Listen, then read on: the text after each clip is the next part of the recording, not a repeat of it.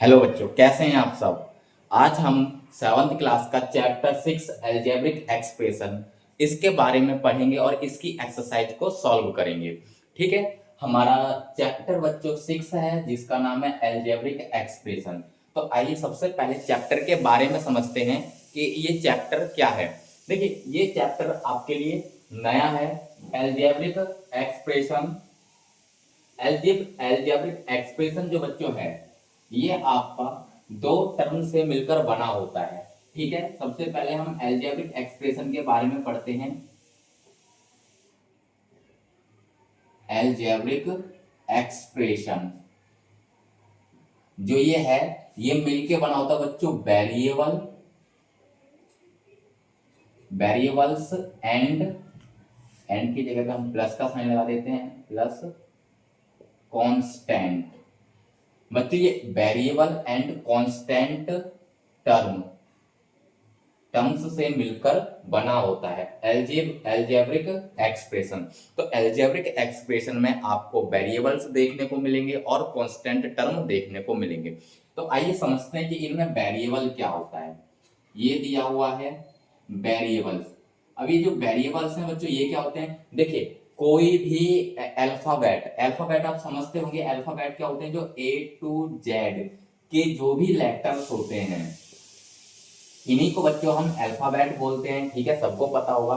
इन्हीं यही अल्फाबेट यदि ऐसे लिखे हो एक्स प्लस वाई इस तरीके से और प्लस 5, तो इसमें जो एक्स और वाई है ये आपका बच्चों वेरिएबल होगा। इन्हीं को बोलेंगे वेरिएबल। या फिर और इस तरीके से लिखा हो 2x प्लस 4y प्लस 5 या 6। तो इसमें देखिए, x के साथ में अगर किसी डिजिट के साथ में कोई भी ए टू जेड का लेटर मींस अल्फाबेट का लेटर मल्टीप्लाई में लिखा हुआ है, जैसे 2 के साथ में x मल्टीप्लाई में लिखी हुई है, क्योंकि 2 की मल्टीप्लाई जब हम x के साथ करते हैं तब बच्चों 2x आता है। तो अगर कोई अल्फाबेट किसी डिजिट के साथ मल्टीप्लाई में लिखा हुआ है तो वो वेरिएबल हो जाएगा। तो देखिए यहाँ पे 2 और ये 4y ये दोनों के दोनों यहाँ पे बच्चों हमारे वेरिएबल्स होंगे। अब इसके बाद आती है कांस्टेंट टर्म। कि जो ये कांस्टेंट टर्म है, ये कांस्टेंट टर्म क्या होता है। तो देखिए बच्चों, जो न्यूमेरिकल वैल्यू होती है, केवल नंबर लिखा हो, पूरी इक्वेशन में केवल नंबर लिखा हो और कुछ न लिखा हो, तो उसको बोलते हैं कांस्टेंट टर्म। उसके साथ कुछ ना हो, जैसे ये 5, जो ये 5 है इसके साथ में कोई भी लेटर नहीं है, ये केवल नंबर लिखा हुआ है, तो इसी नंबर को बोला जाता है कांस्टेंट टर्म। Constant term. ठीक है। अब इसमें यहाँ पे प्लस हटा के माइनस लगा देते हैं, तो इसमें जो आपका -6 है ये आपका बच्चों कांस्टेंट टर्म होगा। Constant term. उम्मीद करता हूं आपको पता चल गया होगा कि जो हमारा अलजेब्रिक एक्सप्रेशन है वो वेरिएबल और कांस्टेंट टर्म से मिलकर बना होता है। वेरिएबल्स क्या होते हैं, तो देखिए, जो ए टू जेड के लेटर यदि ऐसे लिखे हुए हैं तो वेरिएबल्स हैं, या किसी डिजिट के साथ में लिखे हुए हैं तो वो भी क्या होगा, वेरिएबल। जो केवल न्यूमेरिकल वैल्यू केवल नंबर लिखा होता है वो हमारा कांस्टेंट होता है। और कांस्टेंट हम बच्चों विद साइन लेते हैं। जैसे यहाँ पे प्लस का है तो हम केवल 5, कांस्टेंट टर्म कितना हो जाएगा 5। यहाँ पे अगर पूछेगा कि इस पूरे वाले इक्वेशन में कांस्टेंट टर्म कितना है तो -6 विद साइन बोलते हैं। तो अगर कोई वैल्यू प्लस की है तो हम +5 नहीं बोलते हैं, लेकिन अगर कोई वैल्यू माइनस की है तो हम पूरा बोलेंगे -6। ठीक है। इसके बाद आप इसको याद रखना, ध्यान रखना है, या इसको कहीं आप नोट कर लीजिए ताकि आपको पता रहे कि ये अलजेब्रिक एक्सप्रेशन होता क्या है। इसके बाद और बताते हैं चैप्टर के बारे में।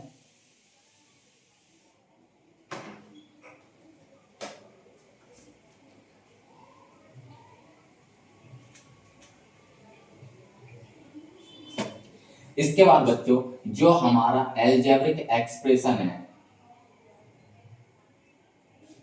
अलजेब्रिक एक्सप्रेशन एक्सप्रेशन इसके अंदर जो भी दिया होता है उसको हम इक्वेशन बोलते हैं। जैसे मान के चलते हैं 2x प्लस 3y माइनस 4, ये दिया हुआ है, इसको बोला जाता है बच्चों, इस पूरे को बोला जाता है इक्वेशन।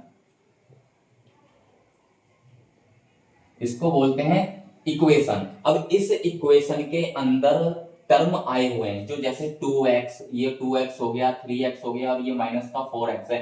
इन सबको बोला जाता है बच्चों टर्म, इनको बोलते हैं टर्म।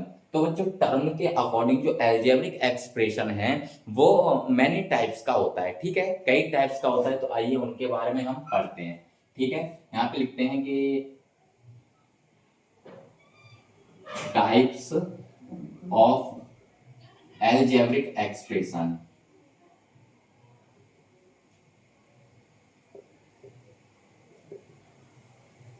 एल्जेब्रिक एक्सप्रेशन, इसके बारे में हम लोग पढ़ेंगे कि टाइप्स ऑफ एल्जेब्रिक कितने होता है। देखिए फर्स्ट टाइप होता है बच्चों मोनोमियल्स। मोनोमियल्स, मोनोमियल्स क्या होता है कि अगर किसी एल्जेब्रिक एक्सप्रेशन में, बच्चे इसको शॉर्ट फॉर्म में मैं ऐसे लिख देता हूं कि अगर किसी एल्जेब्रिक एक्सप्रेशन में ओनली वन टर्म हो, एल्जेब्रिक एक्सप्रेशन जैसे ये देखो एल्जेब्रिक एक्सप्रेशन, ये पूरा एल्जेब्रिक एक्सप्रेशन है जिसके अंदर 3 टर्म है। तो इसी तरीके का कोई एल्जेब्रिक एक्सप्रेशन हो जिसके अंदर बच्चों केवल वन टर्म हो, केवल एक ही टर्म हो, तो उसको बोला जाएगा मोनोमियल्स।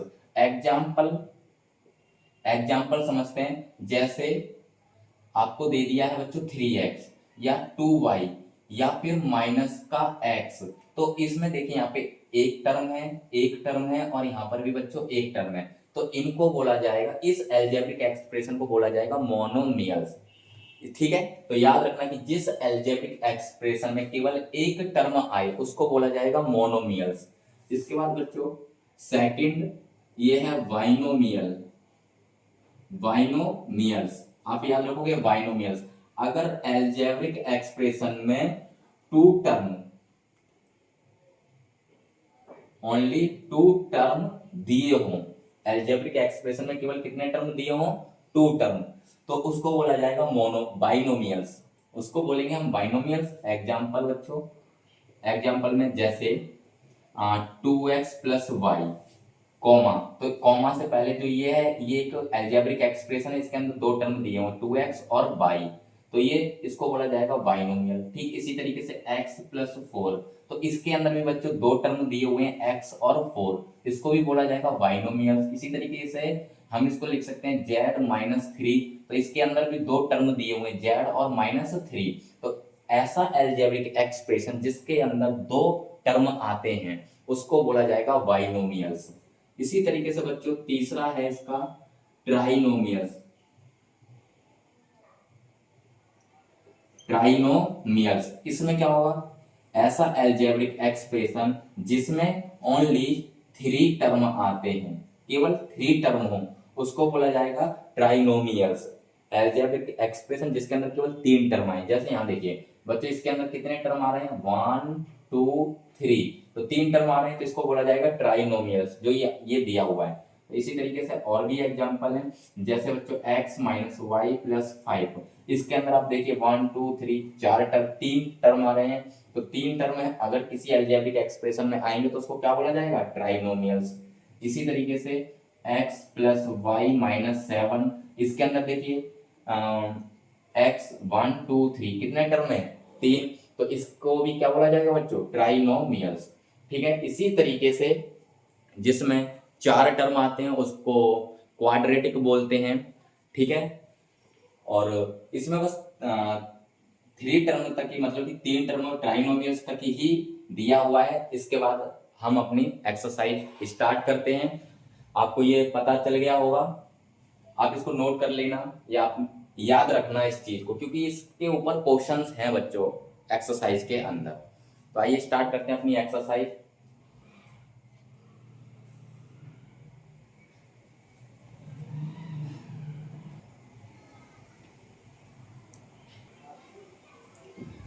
समझते हैं बच्चों कॉफिशिएंट के बारे में। एक वर्ड है कॉफिशिएंट, इसमें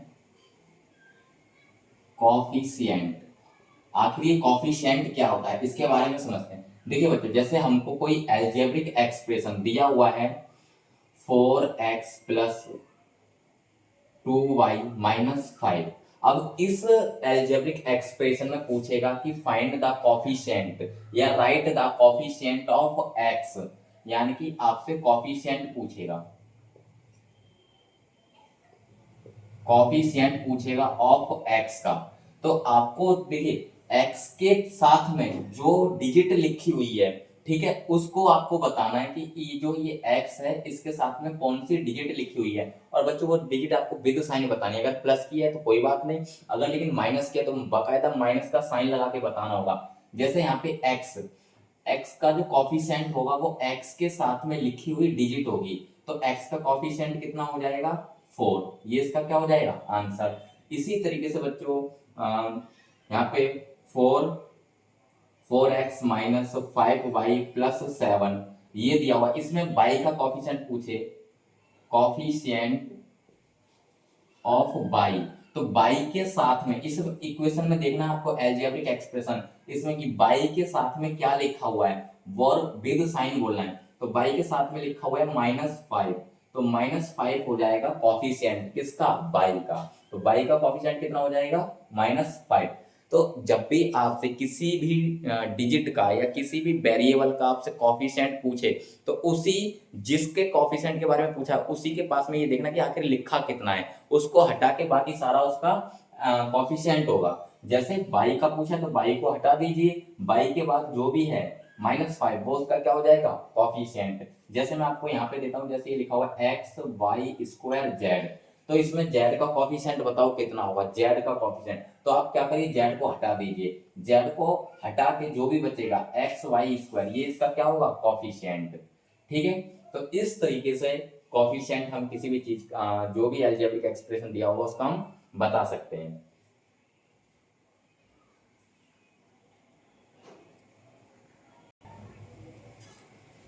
सॉल्व करते हैं बच्चों क्वेश्चन नंबर 1 एक्सरसाइज 6.1 का। ये क्वेश्चन नंबर 1 है, express the following in exponential form. हमें इसको एक्सपोनेंशियल फॉर्म में कन्वर्ट करना है। तो एक्सपोनेंशियल फॉर्म को बच्चों बोलते हैं पावर की फॉर्म में लिखना, कोई भी नंबर को पावर में शो करना। ठीक है, तो देखिए सबसे पहले क्वेश्चन दिया हुआ है एक्स स्क्वायर, बच्चों ये एक्स है, एक्स स्क्वायर इंक्रीज वाई, तो एक्स स्क्वायर यानी कि जो एक्स है उसका आपको स्क्वायर करना है। इंक्रीज का मतलब देखिए, इंक्रीज का मतलब होता है किसी चीज का बढ़ना, और अगर कोई चीज बढ़ती है तो उसके लिए हम प्लस साइन का यूज करते हैं। वाई कितना बाई बढ़ रहा है, ठीक है, तो इसका आंसर हो जाएगा एक्स स्क्वायर प्लस बाई। आगे यहाँ पे लिखा हुआ बी क्यूब डिक्रीज वाई ए, तो बच्चों बी क्यूब का मतलब होता है बी और बी की पावर 3, बी की पावर 3 को बोलते हैं क्यूब। अगर देखिए किसी बी है इसके ऊपर अगर पावर 2 है तो इसको बोला जाता है बी स्क्वायर, और अगर बी के ऊपर पावर 3 है तो इसको बोला जाता है क्यूब। तो बी क्यूब डिक्रीज का मतलब होता है कम होना, अगर कोई चीज कम होती है तो उसके लिए माइनस के साइन का यूज करते हैं बाई ए। यहाँ पे इसके बाद देखिए 7 टाइम्स ए स्क्वायर मीन्स 7 टाइम्स का मतलब होता है 7 से मल्टीप्लाई करना। जो ये बच्चों टाइम्स वर्ड है इसका मतलब होता है मल्टीप्लाई करना उसी डिजिट से, यानी कि 7 से मल्टीप्लाई करना है किसमें ए स्क्वायर में, तो ए स्क्वायर में मल्टीप्लाई करेंगे तो इंक्रीज हो जाएगा 4 टाइम्स। बच्चों क्वेश्चन में बस इतना ही दिया हुआ 4 टाइम्स, यहाँ पे बी आएगा 4 टाइम्स बी, तो 4 टाइम्स का मतलब मल्टीप्लाई, तो 4 से मल्टीप्लाई करनी है बी में। आगे बच्चों देखिए यहाँ पे लिखा हुआ है ए मल्टीप्लाई ए कहां तक करनी है 6 टाइम, यानी कि 6 टाइम का मतलब बार, 6 बार A multiply A multiply A multiply A multiply, इस तरीके से 1 2 3 4 5 6। आइए 6 बार मैंने मल्टीप्लाई की तो इसका आंसर क्या कितना आ जाएगा, देखिए अभी ये प्रोडक्ट फॉर्म में है लेकिन हमें किस में लिखना है एक्सपोनेंशियल फॉर्म में। तो एक्सपोनेंशियल फॉर्म का मतलब होता है पावर की फॉर्म में लिखना। ये ए जितने बार मल्टीप्लाई में इस ए की उतनी ही पावर हो जाएगी। ए जो हमारा है वो 6 बार मल्टीप्लाई में है, तो ए की पावर हो जाएगी बच्चों 6, ये हो जाएगी एक्सपोनेंशियल फॉर्म। इसको बोला जाता है प्रोडक्ट फॉर्म, इसको बोला जाता है एक्सपोनेंशियल फॉर्म। इसके बाद बच्चों ये देखिए यहाँ सारा का सारा में प्रोडक्ट फॉर्म में दिया हुआ है, इसको एक्सपोनेंशियल फॉर्म में लिखना है। तो सबसे पहले तो यहाँ पे 10, और यहाँ पे देखिए मल्टीप्लाई में ए कितने बार है 1 2 3 4 5, तो यहाँ पे ए की पावर हो जाएगी 5। इसके बाद बी देखिए कितने बार मल्टीप्लाई में 1 2, तो बी की पावर हो जाएगी 2। सी देखिए कितने बार मल्टीप्लाई में 2 बार, तो सी की पावर हो जाएगी 2। ये बच्चों हो जाएगा हमारा आंसर। इसके बाद यहाँ देखिए 28 28 दिया हुआ है 28, और x कितने बार दिया हुआ 1 2 3 4, तो यानी कि 28 x की पावर 4 माइनस 22 और यहाँ पे बाई कितने बार किया, 1 2 3 4, तो बाई की पावर भी 4, मतलब जितने बार जो हमारा बाई मल्टीप्लाई में उतनी ही बाई की क्या हो जाएगी, पावर। यही हमारा बच्चों आंसर हो जाएगा। और ये जो क्वेश्चन नंबर 1 है वो सॉल्व हो गया। आप इस क्वेश्चन को नोट कर लीजिए, इसके बाद हम नेक्स्ट क्वेश्चन करते हैं।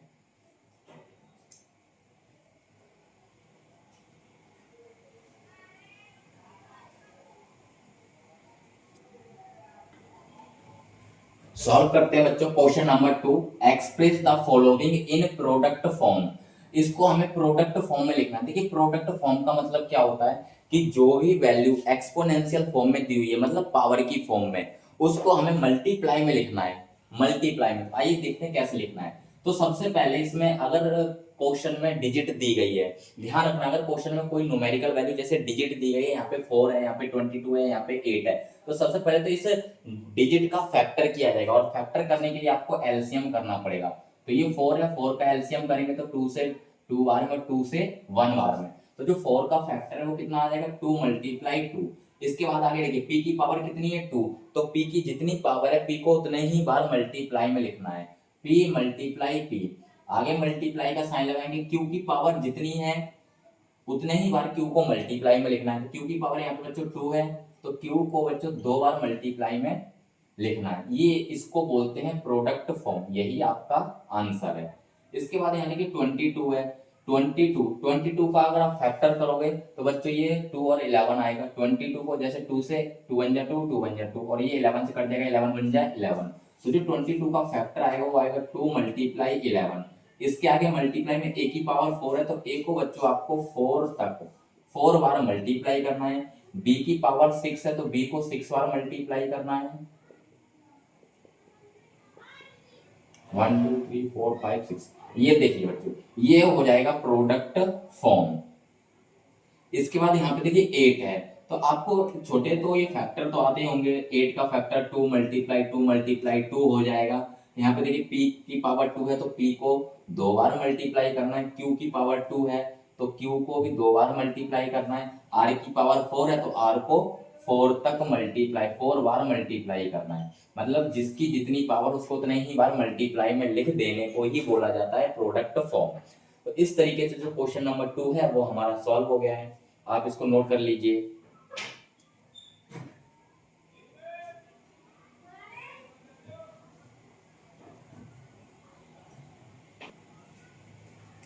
सॉल्व करते हैं बच्चों क्वेश्चन नंबर 3। इसमें बोला राइट द कॉफिशिएंट, जो ये दिया हुआ है कॉफिशिएंट, अभी जैसा कि मैंने कॉफिशिएंट के बारे में बताया भी था, तो इसमें राइट द कॉफिशिएंट ऑफ ए, ये ध्यान रखना, आपको ए का कॉफिशिएंट बताना है। जिस चीज का आपको कॉफिशिएंट बताना है तो उसको हटा के बाकी का पोर्शन के अंदर बचा जितनी भी चीज है वो सारी की सारी उसकी कॉफिशिएंट होती है। इन द फॉलोइंग, ये फॉलोइंग मींस जो ये नीचे दिया हुआ है, जैसे ये 5a है, तो इस 5a में मुझे a का कॉफिशिएंट बताना, तो बच्चों इस a को हटा दो। अगर इस a को मैं ऐसे हाथ रख के या इसको ऐसे छुपा दूं तो कितना बचेगा, 5, मतलब a को छोड़कर जितना भी बचेगा वो सारा उसका कॉफिशिएंट होता है। तो यहाँ से बचेगा केवल 5। यहाँ पे देखिए a को हटा के बाकी का बचा हुआ, बाकी बचेगा 8b², तो ये a का कॉफिशिएंट हो जाएगा। नीचे देखिए a का कॉफिशिएंट बताना, तो a को हटा के a को छोड़कर बाकी जितना भी है -7bc, ये इसका कॉफिशिएंट हो जाएगा। d में a को हटाकर जो भी बचेगा 17b⁻³ ये इसका कॉफिशिएंट होगा। नीचे e पार्ट में इस a को छोड़कर बाकी सारा लिख दीजिए, यहाँ पर -5/7b²c, ये इसका कॉफिशिएंट होगा। नीचे -1/5, क्योंकि a का तो कॉफिशिएंट पूछा है, तो a को छोड़कर जिसका कॉफिशिएंट पूछा उसको छोड़ के उस क्वेश्चन में जो जितना भी लिखा हुआ है वो सारा उसका कॉफिशिएंट होता है, तो ये हो जाएगा -1/5। आपको समझ आया होगा कि कॉफिशिएंट कैसे निकाला जाता है। आप इसको नोट कर लीजिए। इसके बाद नेक्स्ट क्वेश्चन करते हैं।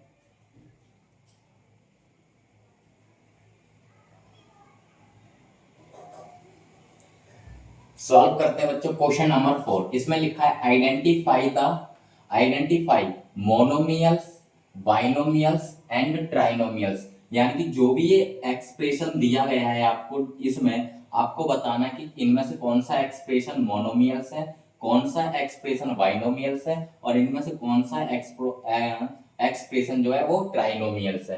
तो देखिए जैसा कि मैंने बच्चों आपको चैप्टर के शुरू में ही बता दिया था, ठीक है, एक्सरसाइज स्टार्ट करने से पहले ही, कि जो एल्जेब्रिक एक्सप्रेशन होता है वो कई टाइप्स का होता है, जिसमें मोनोमियल्स होता है, बाइनोमियल्स होता है, ट्राइनोमियल्स होता है, क्वाड्रिनोमियल्स होता है, पॉलिनोमियल्स होता है। तो केवल हमने बस 3 के बारे में बताया और 3 के बारे में एक्सरसाइज में पूछा भी गया है, ठीक है। तो उसमें मैंने बताया था कि अगर किसी एल्जेब्रिक एक्सप्रेशन में एक टर्म है तो उसको मोनोमियल्स बोलेंगे, अगर एल्जेब्रिक एक्सप्रेशन में 2 टर्म है तो बाइनोमियल्स बोलेंगे, अगर एल्जेब्रिक एक्सप्रेशन में 3 टर्म है तो उसको ट्राइनोमियल्स बोलेंगे। तो इसको यहाँ पे देखिए, इस एल्जेब्रिक एक्सप्रेशन में केवल एक टर्म है तो इसको बोला जाएगा बच्चों मोनोमियल्स। मोनोमियल्स, इसको देखिए, इस जो एक्सप्रेशन है ये वाला, इसमें 2 टर्म है, एक तो 7x और प्लस लगा, प्लस के बाद y, तो जो ये 2 टर्म है इनको बोला जाएगा वाइनोमियल, वाइनोमियल्स। इसमें भी देखिए इसको बोला जाएगा बच्चों बाइनोमियल्स, क्योंकि इसमें भी 2 टर्म हैं, बाइनोमियल्स। इसमें यहाँ पे बच्चों देखिए 1 2 3 3 टर्म है, तो अगर इसमें 3 टर्म है तो इसका नाम होगा ट्राइनोमियल्स। इसमें नीचे वाले में भी बच्चों 3 टर्म है तो इसका नाम भी होगा ट्राइनोमियल्स। यहाँ पर केवल 8b की पावर 3, इसमें केवल एक टर्म है तो इसको बोला जाएगा मोनोमियल्स, मोनोमियल्स। तो इस तरीके से हम एल्जेब्रिक एक्सप्रेशन को लिख सकते हैं, जिसमें एक टर्म तो मोनोमियल्स, 2 टर्म तो बाइनोमियल्स और 3 टर्म तो बच्चों उसको ट्राइनोमियल्स बोलते हैं। और जो टर्म है वो प्लस और माइनस के साइन से अलग होते हैं। जैसे इसमें देखिए, इसमें कोई भी प्लस या माइनस का साइन नहीं है, जिस वजह से ये बच्चों एक टर्म है। देखिए इसमें जो ये प्लस का साइन है ये हमें बता रहा है कि एक टर्म प्लस से पहले है और एक टर्म प्लस के बाद है, तो इसलिए इसमें 2 टर्म है, ठीक है। सेम देखो इसमें माइनस लगा हुआ है तो जो भी टर्म अलग अलग होंगे वो प्लस और माइनस का साइन से होंगे। आप इसको नोट कर लीजिए।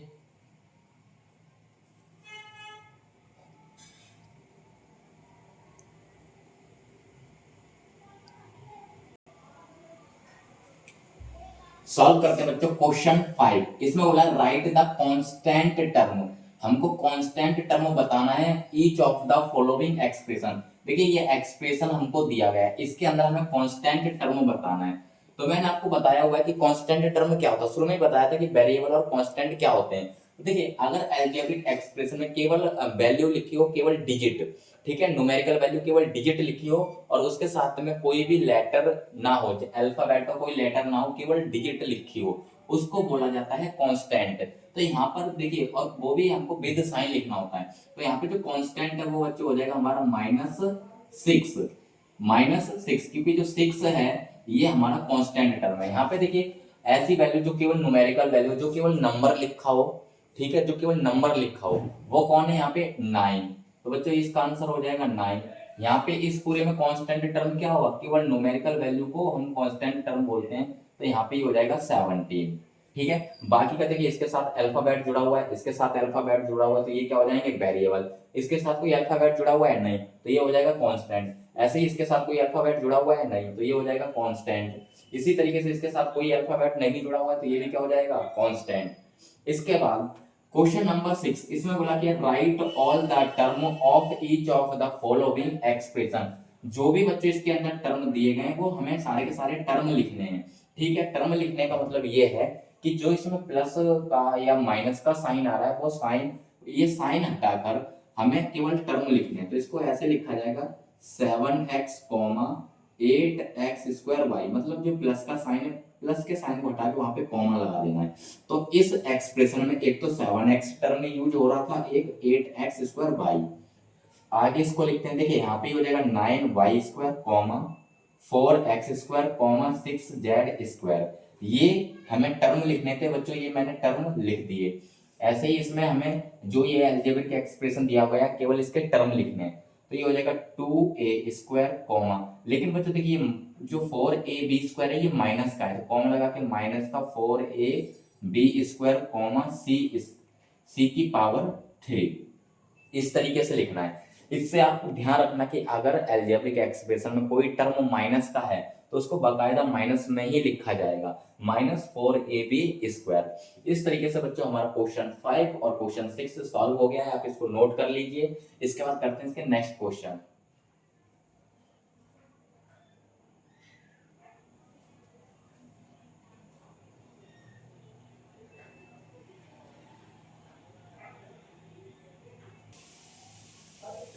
सॉल्व करते हैं बच्चों क्वेश्चन नंबर 7। इसमें बोला है identify the like terms from the following expression. जो भी बच्चों ये पूरा एक्सप्रेशंस दिए हुए हैं इनमें से हमें लाइक टर्म को निकालना है। देखिए लाइक टर्म क्या होते हैं, देखिए जिस टर्म का वेरिएबल वेरिएबल सेम हो, variable means alphabet, alphabet same हो, ठीक है, उसको हम लाइक टर्म बोलेंगे। जैसे यहाँ पर ये देखिए सॉल्व में यहाँ पे 2a², पहला ये टर्म है मेरा 2a², तो इसी के जैसा दूसरा टर्म जिसमें a² आए, केवल और केवल a², उसको हम बोलेंगे लाइक टर्म। तो देखिए पहला जो टर्म है वो तो हो जाएगा हमारा 2a², पहला टर्म तो हमारा ये है 2a²। इसी के जैसा सेम जिसके अंदर a² आता है, पूरे में ढूंढेंगे किसके अंदर a² आ रहा, तो देखो यहाँ पे a² आ रहा है, तो ये कॉमा 3a², ये बच्चों दोनों लाइक टर्म है। इसके बाद अलग करते हैं और आगे देखते हैं, देखिए यहाँ पे b², और इसी के जैसा दूसरा भी हमें को बच्चों b² वाला टर्म ही देखना है। इसमें डिजिट मैटर नहीं करते कि किसके साथ कितनी डिजिट लगी हुई है, इसके साथ जो अल्फाबेट जुड़ा हुआ होता है वो हमें देखना होता है कि अगर यहाँ पे b² है तो दूसरा भी हमें b² वाला ही मिलना चाहिए, उसके साथ कोई एक्स्ट्रा कोई और अल्फाबेट नहीं जुड़ा होना चाहिए। तो b², 7b²। अब यहाँ पे देखिए जो 3ab है इसके साथ का कोई दूसरा टर्म है ही नहीं, तो इसमें क्या हुआ, इसका कोई भी लाइक टर्म नहीं है, तो केवल लाइक टर्म इन्हीं का है, यही हमारा आंसर हो जाएगा। आगे देखिए इसको सॉल्व करते हैं, इसमें हम लाइक टर्म देखेंगे। पहले देखिए यहाँ पे 3x का स्क्वायर है, तो हम देखेंगे कि x का स्क्वायर वाला टर्म कोई और है, पूरे के अंदर x² वाला टर्म नहीं है, जिसमें केवल x² हो, केवल नहीं है। आगे देखिए इसमें 4x/², तो हम आगे देखेंगे x/² वाला टर्म आगे है या नहीं है, तो यहाँ पे देखिए x² है, यहाँ पे x/² है, तो ये लिख देंगे 4x/², कॉमा आगे 2x/²। ये दोनों टर्म बच्चों सेम है, कैसे पता चलेगा सेम है, क्योंकि देखिए यहाँ पे x/², यहाँ पर भी x/², तो ये दोनों टर्म सेम है। इसके बाद आगे और देखते हैं, यहाँ पे देखिए 7x² है, यहाँ पे x²y यहाँ पर भी है, तो इसको लिखेंगे 7x²y, कॉमा 3x²y। ये दोनों टर्म लाइक हैं और ये दोनों टर्म लाइक हैं। ये जो मैंने कॉमा लगाया इसका मतलब है कि ये अलग चीज है, ये अलग टर्म है और ये अलग टर्म है। आइए सॉल्व करते हैं इसमें देखते हैं, देखिए यहाँ पे x² और y² है, तो मुझे ढूंढना है कि x² और y² वाला ही टर्म मिले, तो किसी भी टर्म में दूसरे में x² y² नहीं है, तो इसको छोड़ देते हैं। आगे देखते हैं तो यहाँ पे 4xz है, तो xz देखेंगे केवल कि xz दूसरे टर्म में भी मिल जाए, तो यहाँ मिल गया है, तो 4xz, 5/2xz। बच्चों ये दोनों लाइक टर्म होंगे, बाकी और कोई लाइक टर्म नहीं है। डी वाले को सॉल्व करते हैं। यहाँ पे बच्चों हम देखेंगे x/² यहाँ पे x/² नहीं है, यहाँ पर भी x/² नहीं है, किसी में भी x/² का टर्म नहीं है, तो ये टर्म जो है लाइक टर्म नहीं होगा।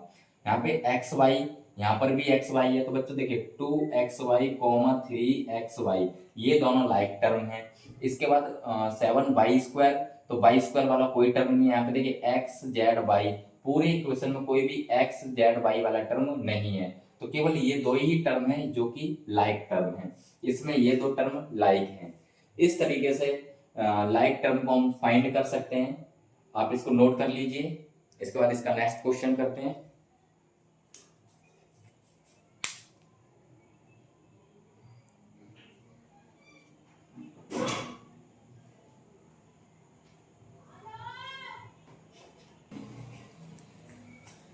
सॉल्व करते हैं बच्चों question number 8। Write down the degree of each term of algebraic expression. Algebraic expression जो आपको ये दिया गया है, इसके ईच टर्म की आपको डिग्री लिखनी है, और what is the degree of each expression, ठीक है, और हमें हर एक एक्सप्रेशन की डिग्री बतानी है। तो आइए इसको सॉल्व करते हैं।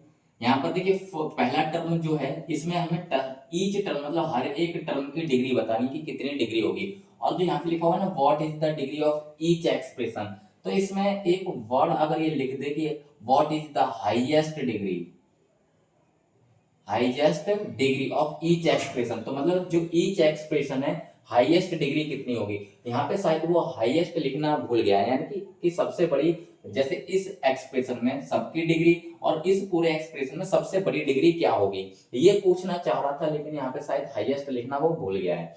तो आइए इसको हम सॉल्व करते हैं। जैसे 4a, तो 4a में एक हमेशा पावर जो लगी होती है वो अल्फाबेट यानी कि वेरिएबल के ऊपर लगी होती है। जैसे जो a है, लेटर जो लगा हुआ है ना a, इसके ऊपर पावर होती है। तो यहाँ पे a की पावर अभी कुछ नहीं है, तो जिसकी पावर कुछ नहीं होती है, जैसे आप लोग बोलोगे कि a की पावर तो कुछ नहीं है, तो उसकी पावर होती है बच्चों 1। यहाँ पे फिर लिखा हुआ है कि a की पावर 3,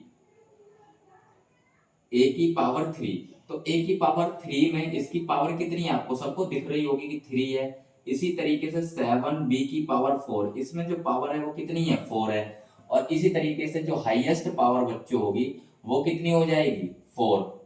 यहां लिख देते हैं हाईएस्ट पावर,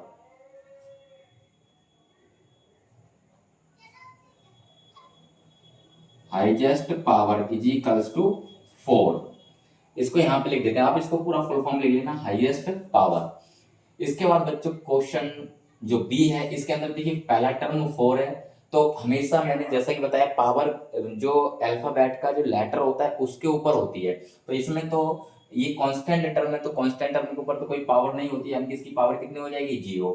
आगे है 3a, a के ऊपर कोई पावर नहीं है, इसका मतलब इसकी पावर कितनी होगी 1। यहाँ उसके आगे लिखा हुआ है 6a की पावर 3, तो a की पावर 3 मतलब a की कितनी पावर है 3, तो ये हो जाएगी इसकी पावर 3। और जो हाईएस्ट पावर है बच्चों, हाईएस्ट पावर ये हो जाएगी इसकी 3। सॉल्व करते हैं सी। इसमें देखिए बाई स्क्वायर है, यानी कि बाई की पावर कितनी हो जाएगी 2।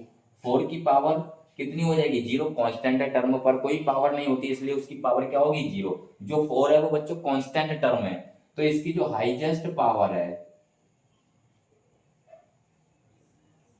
ये हो जाएगी बच्चों 2, हाईएस्ट पावर।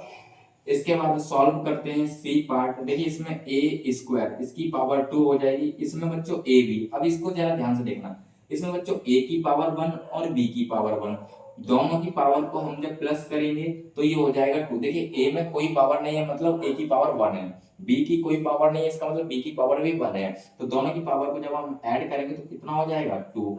सेम इसी तरीके से बी स्क्वायर ए, अब यहाँ देखिए बी की पावर कितनी है 2, ए की पावर कितनी है 1, क्योंकि ए की कोई पावर नहीं है इसका मतलब ए की 1 पावर है, तो 2 और 1 कितना हो जाएगा 3। और जो हाईएस्ट पावर है, हाईएस्ट पावर ये बच्चों हो जाएगी 3।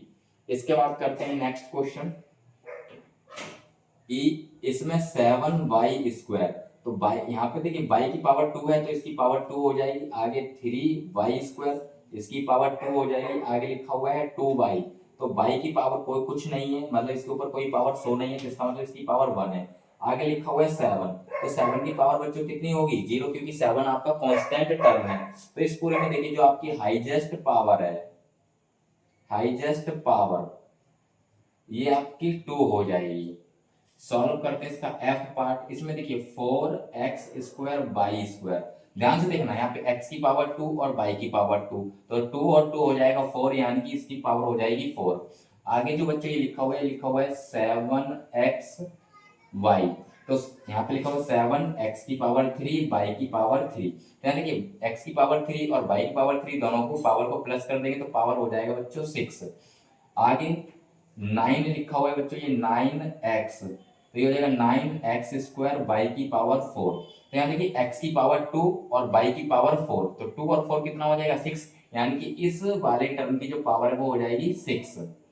आगे लिखा हुआ है 3xy, तो देखिए x की पावर कुछ भी नहीं है यानी कि 1 होगी, y की पावर कुछ नहीं है तो 1 होगी, 1 और 1 हो जाएगा 2।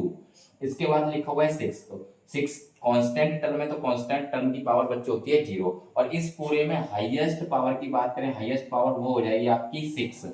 इस तरीके से ईच टर्म की पावर हमने बता दी है और ईच टर्म की हाईएस्ट पावर कितनी होगी ये भी हमने बता दी है।